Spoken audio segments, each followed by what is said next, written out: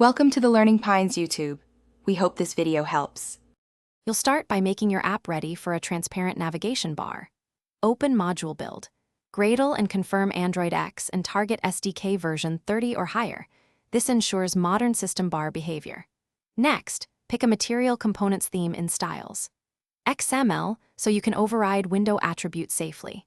Then set Window Translucent Navigation true in the theme or plan to use window insets and system UI visibility flags in code. Once done, you're ready to modify the activity window for transparency.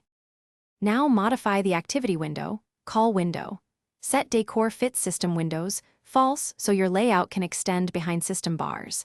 Apply View Compat. Set on Apply Window Insets Listener or use window insets to inset content appropriately. This prevents content from being obscured. Change window. Navigation bar color to color.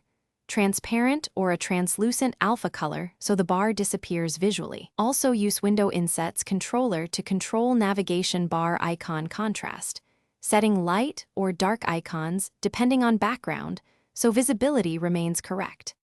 Finish by testing on multiple devices and Android versions because vendors differ in behavior. Make sure your layout respects the bottom inset so gesture navigation and the home indicator aren't covered. Use padding from window insets or a scrim view. If icons are hard to read, toggle light/dark appearance via window insets controller.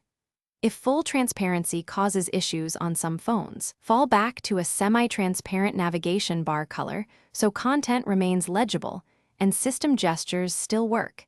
This single tweak fixes most compatibility problems. Thanks for watching. Consider subscribing if we helped you.